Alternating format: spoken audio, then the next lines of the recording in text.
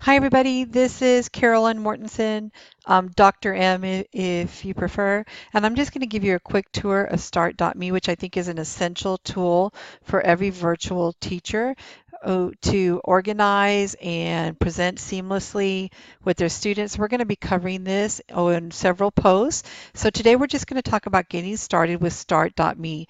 It's a wonderful tool for all educators, but virtual educators can really benefit from the many things that this has to offer. So let's go ahead and get started. The first thing you need to do is go to start.me, and when it comes up, you'll see this page, and at this page, it has the Get Started button. So let's go ahead and click Get Started. When it comes up here, you can sign up with your Facebook, Google, Twitter, Yahoo. I'm going to go ahead and just put in an email address and click Sign Up.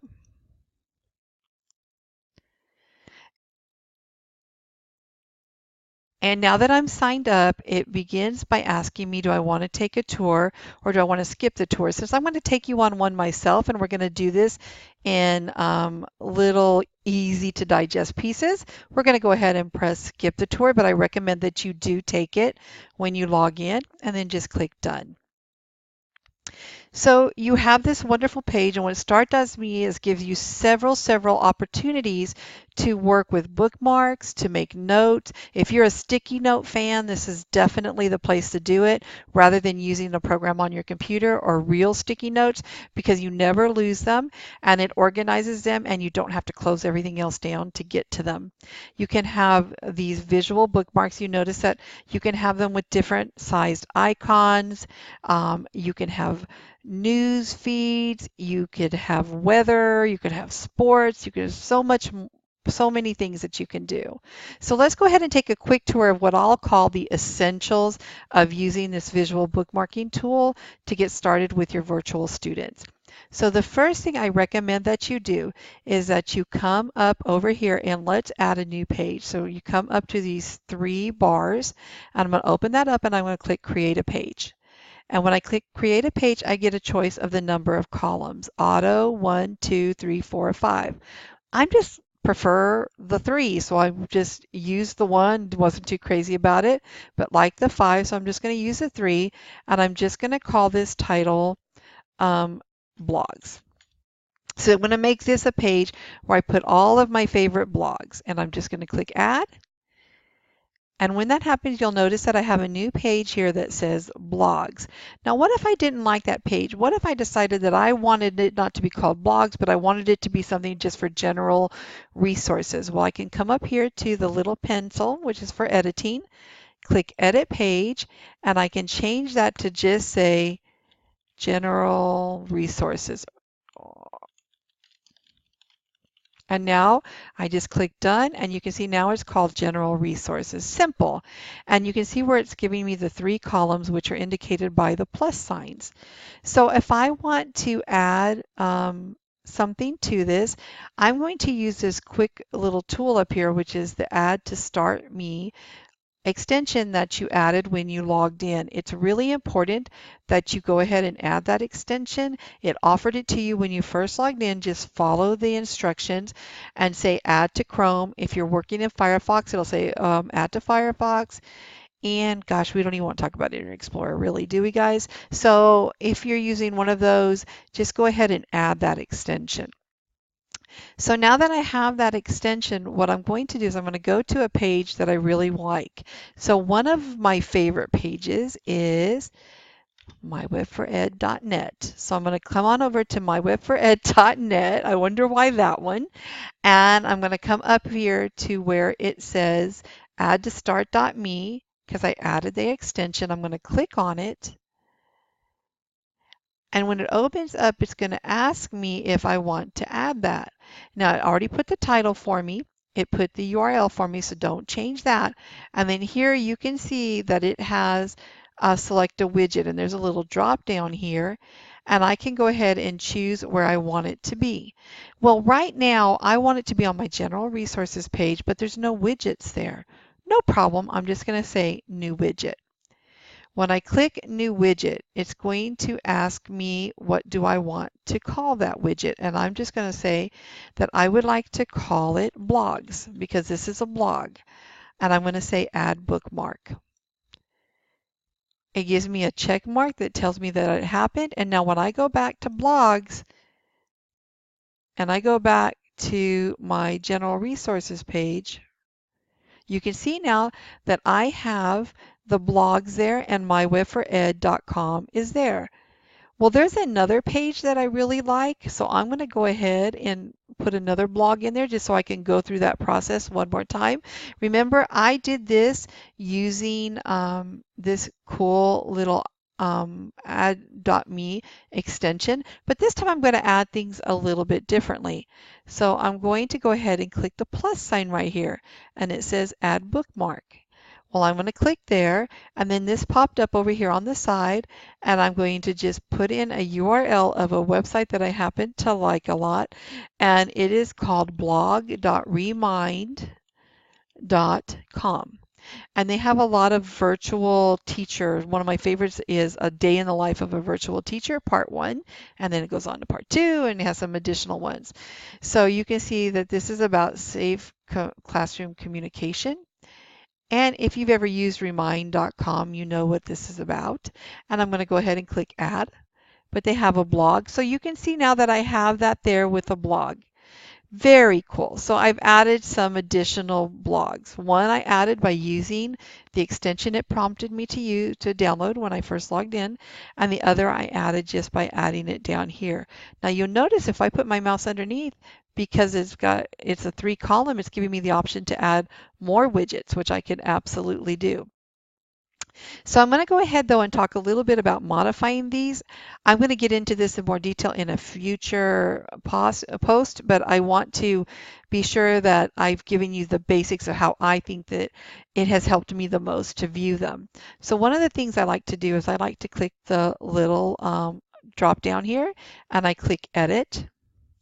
And when I click edit, what I like to do is then click on the gear, and it opens up over here, and I like to sometimes change my backgrounds because then my visual tendency is I'll notice that all of my blogs are on a certain color background. So then you can click right here on the color, and I can choose a colored background that I like.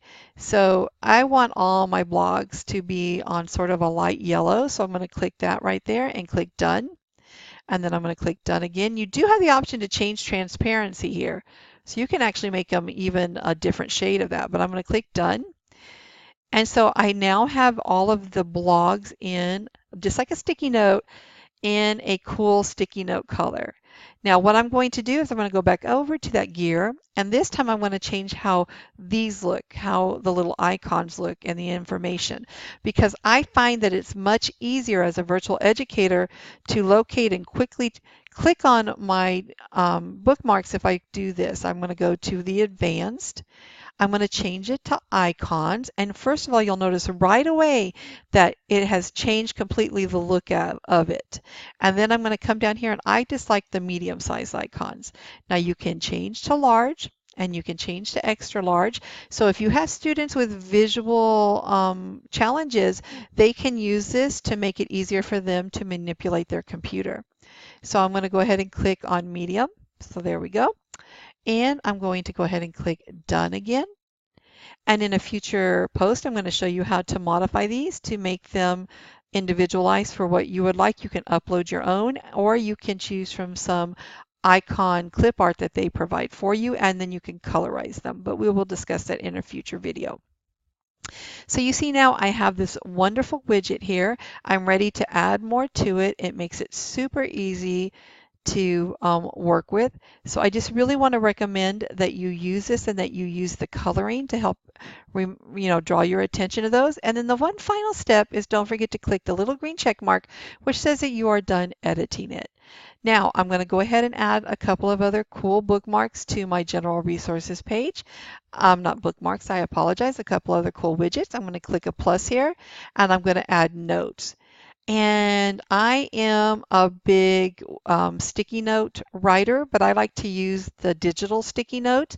But I have found that it's much better to make my sticky notes on here. So I'm going to just put up here sticky notes. and I'm going to change that color.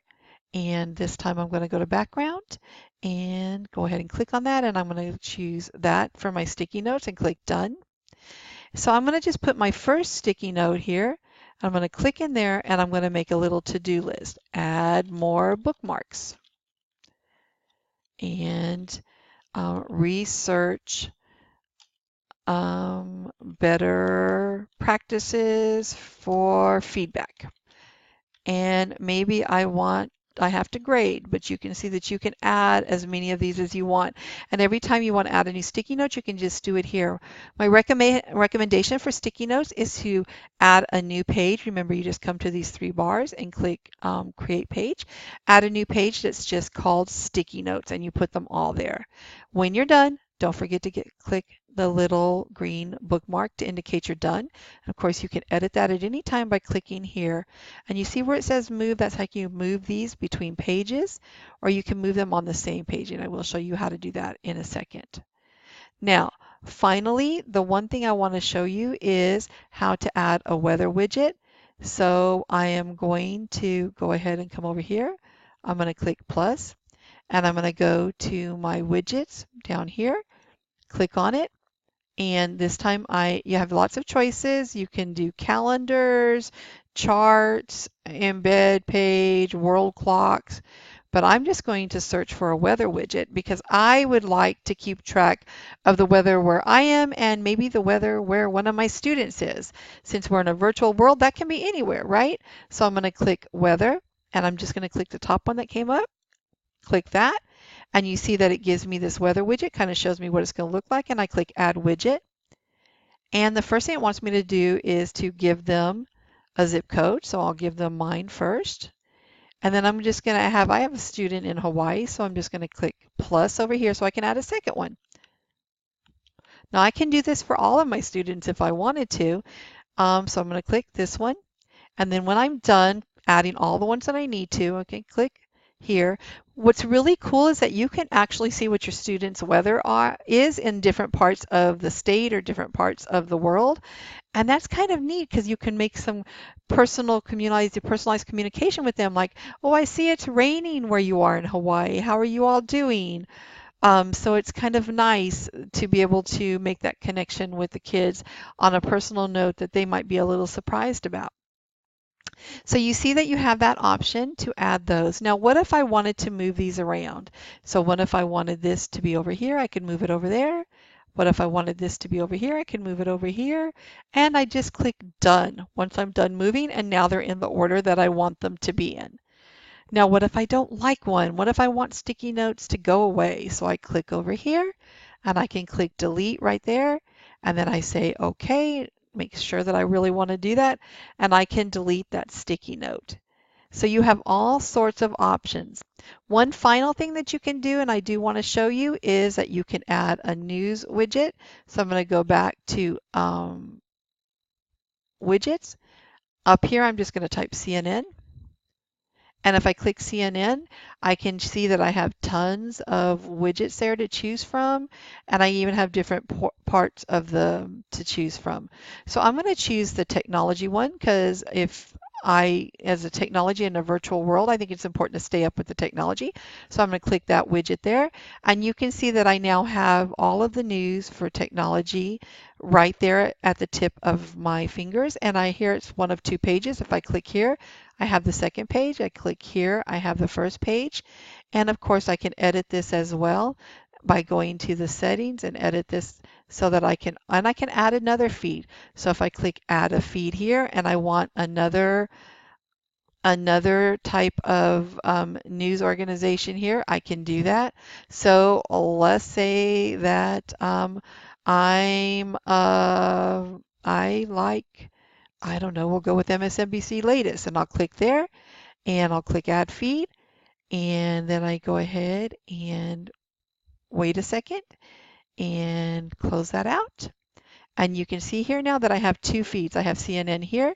If I click here, I have MSNBC. So you can go back and forth between your feeds all in one nice little location. So that's a quick overview of Start.me. I hope everybody will go and give it a try. Even if you're not an educator, I think that you'll find that this is valuable. If you're teaching in a classroom, you can use this to present to your students, put your daily lessons all in one widget, and quickly go between the various websites you're going to be displaying to your students. And if you are a virtual teacher, this will help you to organize all of your work and your educational bookmarks. Enjoy, everybody, and thanks for watching.